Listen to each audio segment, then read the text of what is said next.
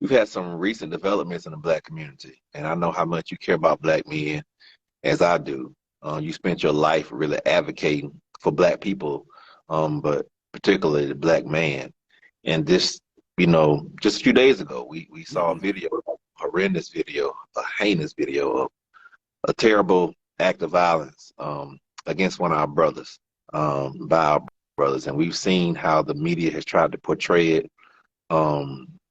Just before I even add any commentary and questions, so what were your thoughts on seeing that, and what is that? What if anything do you think that reflects about where we are? It was sad. It was unfortunate, but I wasn't surprised. I Mm, wasn't surprised because I know how loyal black people can be to the white power structure whenever they give us the dishonor of wearing one of their uniforms. Psychologically, there's been research done on the power of identity and how it shapes behavior. The Stanford Prison Experiment by Philip Zimbardo, when he assigned random people to two different groups inside of a prison experiment. Some were the inmates and others were the guards. And he had to stop the experiment within a few days because the guards identified so strongly with being police that their behavior became reckless and dangerous. The inmates identified so strongly with being inmates in the prison that their behavior became reckless and dangerous. And the conclusion, one of the conclusions of this study was that context and identity and role, the role you are given, the research shows that when somebody gives you a role, a title, a responsibility, people often almost live up to the expectation of that role. So when you give a black man a white police officer's uniform, we will take on the attitude, the persona, the energy, and the agenda of the white racist police force. Although these were black men who have to be accountable for their behavior as black men, this was still a crime of white supremacy because they were working for and subservient to the Memphis Police Department. So even though they were black, this was a crime of white supremacy. It just so happens that the black slaves of the police department carried this out. So the police want to distance themselves as if these were black people who did this, yes, but they still work for you. They would have never done this if there wasn't already a precedent of white police getting off for killing black folks.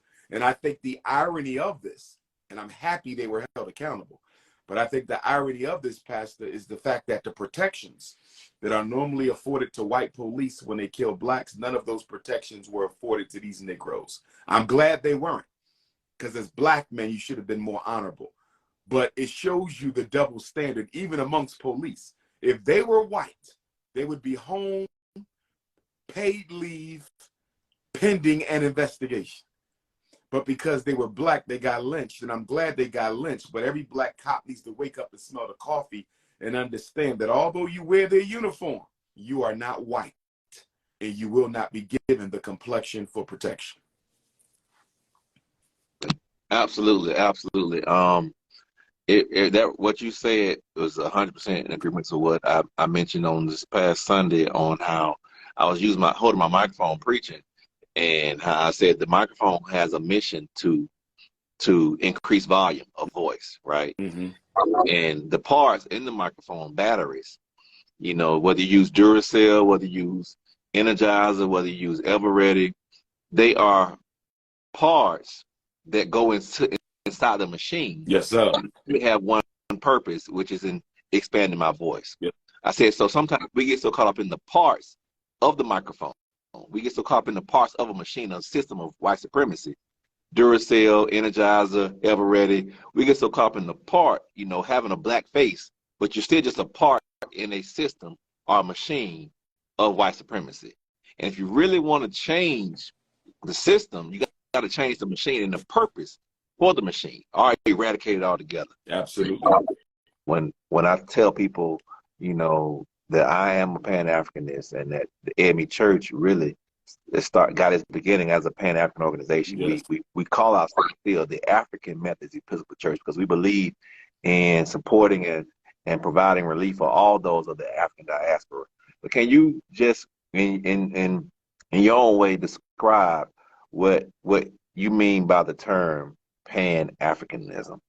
By Pan-Africanism, if I was to sum it up in three major points, the first point would be that all African people in the world are all members of one family, one single human family. And we happen to be the original human family, the first of God's children to walk this earth, and that we have an obligation to identify with each other, to organize with each other, to build solidarity with one another, and to solve our problems alone as a private family under God. And so Pan-Africanists, we believe that our racial membership in the African family is the most important group that we belong to. And so nothing is more important than that Africanity, because it's the only thing unapologetically chosen by God for us to belong to. So no matter how much you try to distance yourself from your blackness, your Africanity, your ancestry, it's impossible to do. It is permanent. God made us African. And let me give you number two. Number two, Pastor, would be self-determination. Self-determination is all problems faced by African people must be solved by African people alone, without any participation by non-African people. Any institution we need must be built by African people alone, without subsidy or participation by any other member of any other race. That includes the Black family, which is the most organic institution. So the Black family should be built by a Black man and a Black woman. You see, that's why we disagree with interracial marriage, although we do not have an issue with the white woman or any other woman. We respect all human beings, but for the safety, security, and survival of the Black family, the Black man needs to be with the Black woman. And we are unequivocal about that. You know, we're unapologetic in stating that we have an obligation to be with each other. And it's such a paradox, Pastor, because with all the hell we go through from white folks, from the police killings to the employment racism, to the neglect by the president, to the disproportionality of contracts and the cold shoulder we get from the Supreme Court when it comes time to protect our 14th Amendment rights. It's amazing what all the racism Black people experience on a daily basis, we still find time to have sex with white people. It's very interesting. It's very interesting. I've never seen this. It's a phenomenon, Pastor. It's an amazing phenomenon. We're not in peacetime with white America. Black America is not in peacetime with white America. We are at war for our very survival. Every day, a Black person is being disadvantaged by racism. Many Black people. Our women are being beat up. Our kids are being expelled from school. We're being choked out by cops, ignored by the president, okay? Fed with a long-handed spoon by the Congressional Black Caucus. And yet and still, despite all the hell we catch at the hands of white people, we still manage to go bunny hopping, Pastor. I'm trying to understand how the Black man, with all the problems our community has, how we still got time to go snow bunny hopping. It is amazing. It is a marvel. It is one of the most perplexing phenomena of the modern time. That Black men, with the hell the Black community is catching, still got time to go snow bunny shopping. It is amazing. Well, that's a word. That's a word. That's a word. Doors are open up at 5 o'clock. Free event. You don't need no tickets. You don't need to register. Bring the children, bring the elders, bring the corner boys, bring the ex-offenders, bring the college students, bring the church people, the Muslim people, the Hebrew people. Bring everybody, but don't bring your snow bunny. You can leave her home. This is for the family. This is for the family. But tomorrow, obviously, I'm going to deal with the miseducation machine. Got to deal with the miseducation machine. And one of the things that, and of course, I'm going to deal with other things as well. Politics, economics, family, spirituality, organization, self-hate. You know, the way I approach it, Pastor, is I try to hit on as many different subjects as I can, because I don't know who needs to hear what in that audience. You know, everybody's coming from a different set of circumstances. Somebody need to hear something about Black love. Somebody need to hear something to save their child. Somebody need to hear something inspirational, just keep them going throughout the rest of the year. Somebody else needs to hear something about politics. So I try to offer a buffet. Of course, the main course is always the miseducation machine and Pan-Africanism. That's always the main course. But we have a lot of other sides on the menu. And I normally just kind of let the ancestors speak through me, the Most High God tell me what, you know, should be spoken at that day. I just let them put it on my heart. But one of the big things that's going on lately, Pastor, is a lot of Black boys, and this troubles me because I've been preaching this for so long and Black parents still don't hear me. A lot of Black boys are being expelled from school. I think I got about 2, 3, 4, 5 messages from parents over the past couple of weeks about their sons making threats in school that they don't have the ability to carry out. But because they're Black and they're boys, they're being expelled for it. One young man, I got a text today from his parent. He went into the school. I think it was the parent or a family friend. And the teacher made him upset. So he said he was going to shoot the teacher. He's only a first or second grader. He ain't got no gun, can't carry the gun. But he told the teacher he going to shoot her because she made him upset. The mother said he's not even allowed to play with water guns. So he's not shooting nobody. But they're trying to expel him. They're trying to expel him. And I got to hold us accountable as Black parents, because our children, especially our boys, should know that you don't ever walk into a white institution and threaten anybody's life.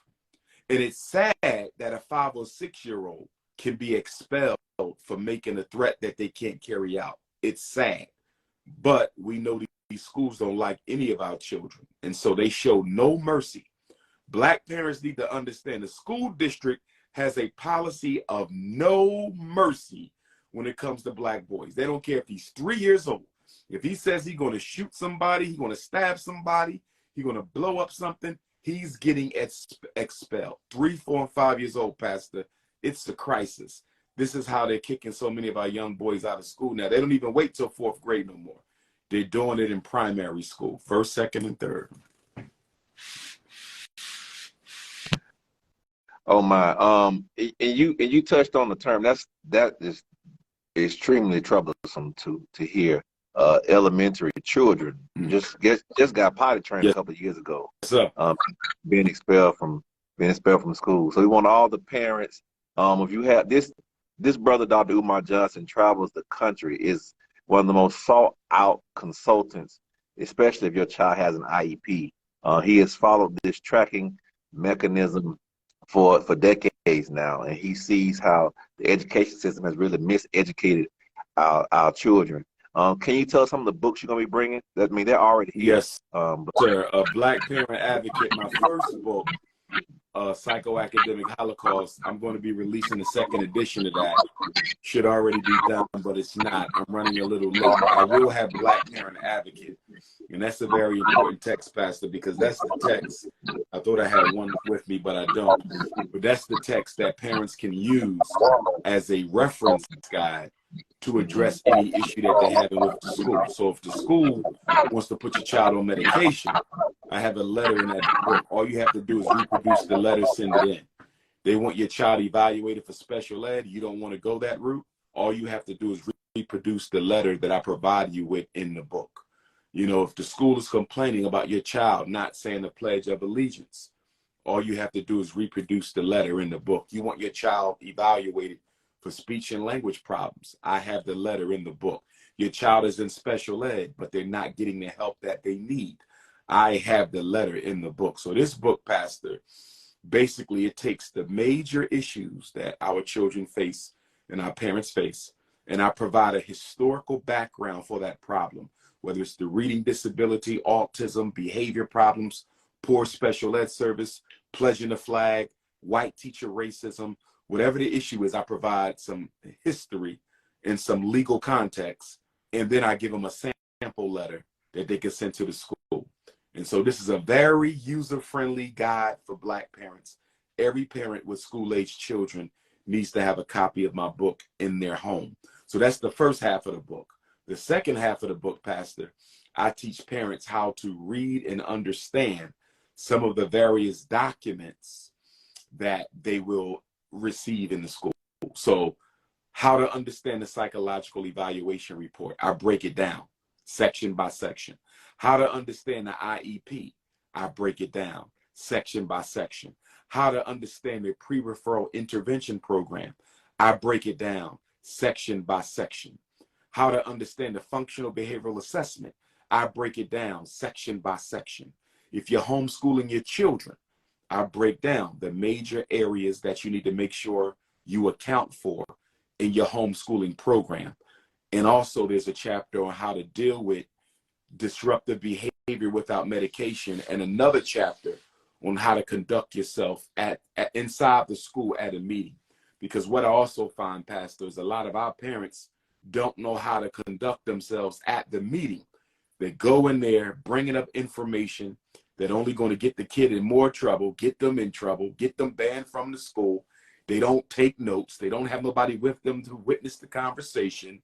So I have a whole chapter on how you should conduct yourself as a parent in the school meeting. Very useful book, very practical. Whereas Psychoacademic Holocaust gives you the breakdown of how the system operates, Black Parent Advocate shows you how to fight back against that system.